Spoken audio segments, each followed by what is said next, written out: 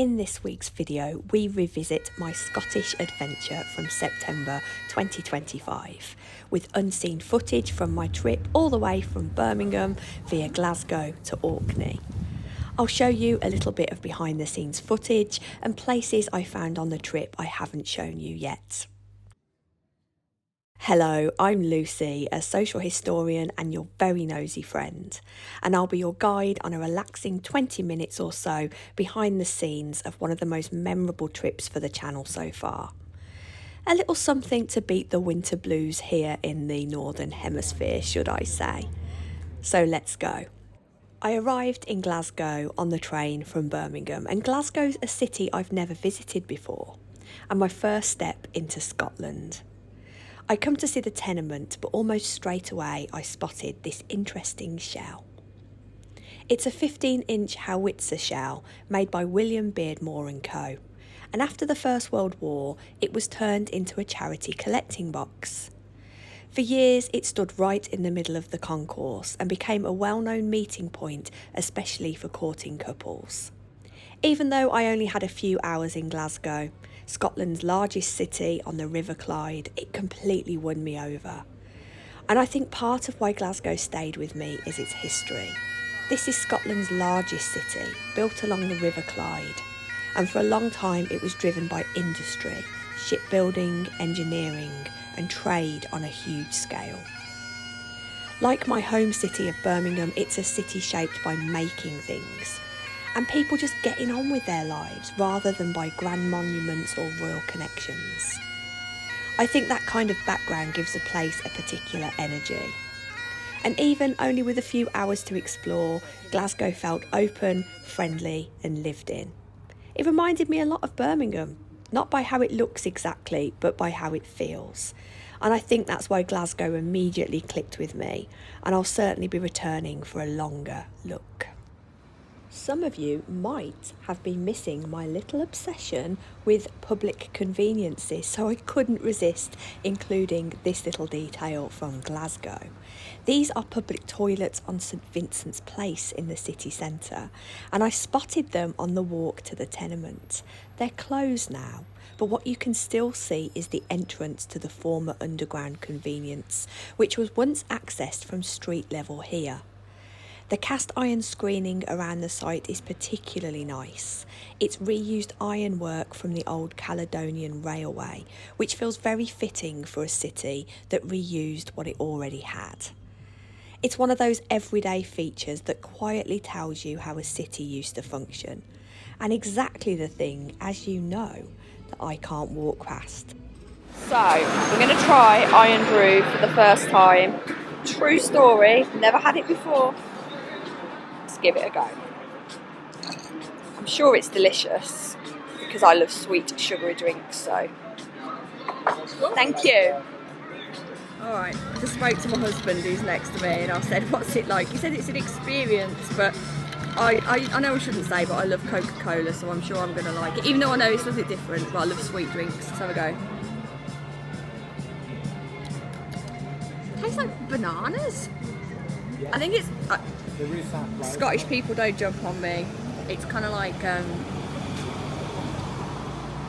it's really nice. Sweet, nice, and a kind of like banana-y flavour. Nice. Yeah, I like it. Cheers. I rarely show food on the channel and what we eat because there's lots of other channels that do that much better, of course, but I am a foodie. I do love me food. And I saw in Glasgow, which I know isn't very Scottish, there's a German restaurant, and I flipping love European food, particularly German, Eastern European food. So, Jaeger Schnitzel it is, Jaeger Schnitzel even, and potato salad, and we've even got some Spätzle, so I'm in heaven. Spätzle! We're not in Glasgow for very long, just one night. We're just walking back from the restaurant. We've come across, as we called it, the famous cone guy. It's the Duke of Wellington. And the Duke of Wellington statue here outside the Gallery of Modern Art has been adorned by a cone of some description or another on his head since the 1980s. And it's become a bit of a tradition. So I'm happy to see the cone guy Here he is in all his glory, today adorning a traffic cone.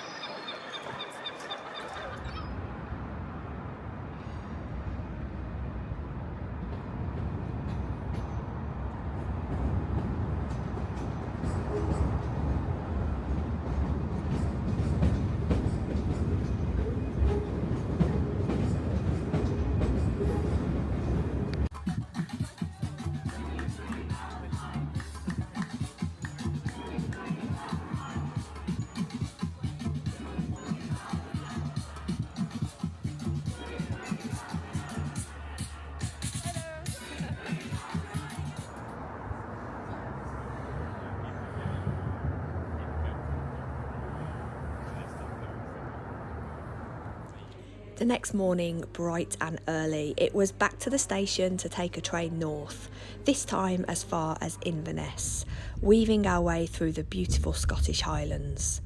The journey took a leisurely 4 hours. When we arrived in Inverness, we picked up a car and continued north on the A9 to Scrabster, where we would catch our ferry to Orkney. Scrabster is a beautiful historic port village on the north coast of Scotland.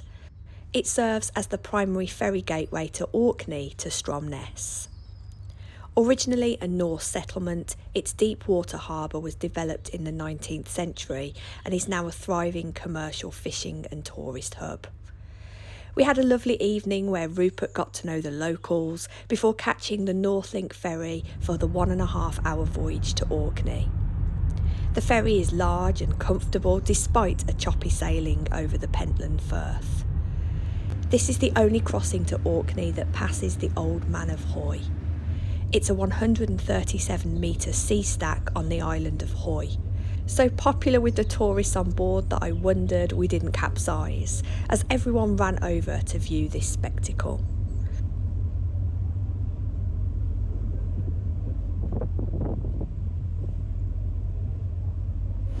Very windy and it's a bit rocky. The best. I love a rough ferry ride. This is not rough, by the way, but it is bouncing. We're bouncing.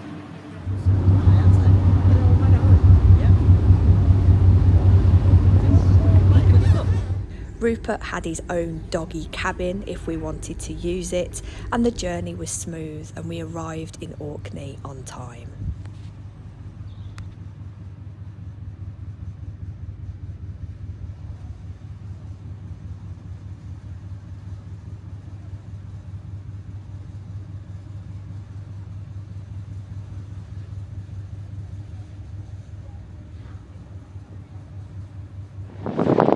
It's wild, it's windy, and it's wonderful. Made it to Orkney.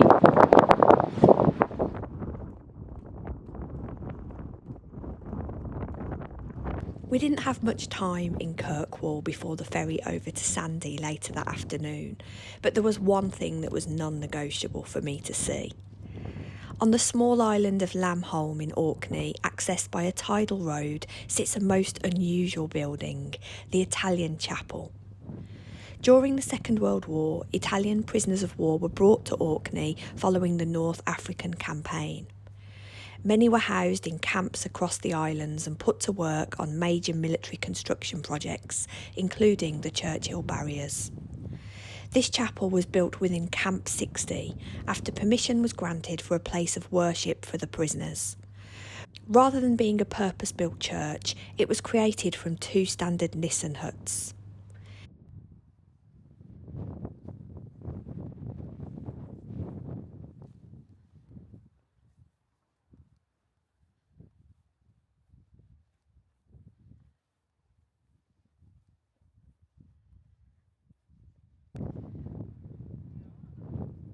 Inside, the transformation is striking. The walls were lined and decorated using basic materials that were available in the camp, including plasterboard, concrete, scrap metal and wire. The interior was painted by the prisoners and the work gives its chapel a distinctive look. The architectural details you see, the arches, the mouldings and the stonework, are painted illusions rather than carved features. What's interesting to see is how much care went into the space despite the limitations. The decoration is detailed, symmetrical and clearly planned. And even though it was in a temporary camp environment, it's absolutely stunning. After the war, the prisoners returned to Italy and the camp was dismantled. The chapel remained, though for a time it was exposed to the weather and at risk of being lost. Local efforts eventually led to its preservation, and today it's maintained as a historic site with a small entry fee. My original plan, folks, was to make a full video about this place, but as luck would have it, a coachload of people arrived, and with a tight schedule, it just wasn't practical to wait around. That's sometimes the reality of short visits, but it didn't matter because just seeing it made a wonderful stop, and I'm glad I can share just a little bit of it for you. It's a fascinating reminder of how many layers of history exist even in small, out-of-the-way places like this. We then had a short time to wander around the beautiful Kirkwall, which is the capital of Orkney. It's not a large place, but it has been the administrative and commercial centre of the islands for centuries. Kirkwall began as a Norse settlement, and the name comes from Norse meaning Church Bay. For much of its history, this is where trade, religion and local government came together, especially during the period when Orkney was part of the Norse world rather than Scotland. Even today, the town feels compact and practical, and just like you're somewhere else, not quite in Scotland, it was really magical. There's a working harbour, short streets and buildings that reflect how long people have lived and traded here. It's the sort of place where you don't really need much time, but I wish I'd have had more. Just love shops full of local products. It's my favourite. Don't really show them on the channel, but here we are. Love finding a shop like this. So at the moment, we're just taking some time in Kirkwall before we get the ferry over to Sanday. Sanday! And of course I'm talking loads because we've got the old copyrighted music, but you can have a look at what this lovely shop is like.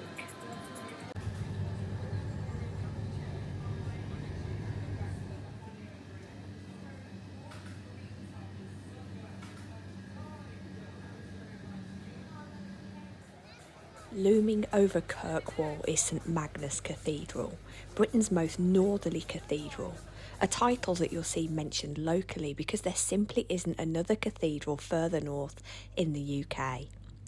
Founded in 1137 by the Norse Earl Ronvlad Carly Colson in honour of his uncle St Magnus, the scale of the building is immediately striking. For a town the size of Kirkwall, this is a huge structure, and that was entirely intentional. According to tradition, Rogvlad promised to build a cathedral to rival those of Norway if he secured the earldom. And whether or not that was ever realistic, the ambitious is obvious in what was built here. The cathedral is constructed mainly from local red and yellow sandstone, giving it a really distinctive striped appearance. Architecturally, it combines Romanesque elements with later Gothic work, reflecting how construction continued and adapted over time. The thick walls and massive piers and relatively restrained decoration give a strong, solid presence rather than anything delicate. One detail that people often find surprising is how the cathedral is run today. St Magnus is owned by Orkney Islands Council, not by the church itself. A fairly unusual arrangement. It's used for worship by the Church of Scotland, but it's also open to people of any denomination and to those with none at all. Services from different Christian traditions have taken place here over the years, alongside concerts and civic events. The cathedral felt really open and welcoming, and I think that's very much in keeping with the building's long history. Despite political change, religious reform and Orkney's shift from Norse to Scottish rule, the cathedral has stayed right at the centre of the town. It still dominates the skyline and remains part of everyday life in Kirkwall, and if ever you are in the area, I genuinely recommend you come and have a look inside this cathedral. Sitting myself down. It's strange, isn't it? Because when I come to a new place, I don't really research it. Not because I'm not interested, it's because I like to see everything first and then go and have a look. But my first thought so far, having got to the mainland in Orkney, is, can I live here? It's so lovely, and the Kirkwall itself is just buzzing. There's the car festival, people, loads of independent shops, which I love to see, and it's just wonderful. But we've just got the one day here because at 4:30 we're going to be taking the ferry. Excuse the wind, I'm so sorry. I left my microphone in the car, rookie mistake. We're going to be taking another ferry over to Sanday to go to our accommodation, and I keep getting emotional because I can't believe this, where we're going to be staying, or will be revealed. But I'm just going to enjoy the rest of my afternoon in Kirkwall. I'm going to go and source some coffee. Everyone else has just gone off on their own thing. That's the thing when we come along on family trips. The people are just used to me just going off and doing what I want in. And they'll sit in a coffee shop and wait for me, basically. So yeah, I'm going to keep on exploring and ferry at 4:30 over to Sanday, and hopefully it will be a little smoother sailing than this morning, because my husband, bless him, he hasn't really got sea legs and he wasn't very well, but I'm sure this afternoon will be better. Sun's out now.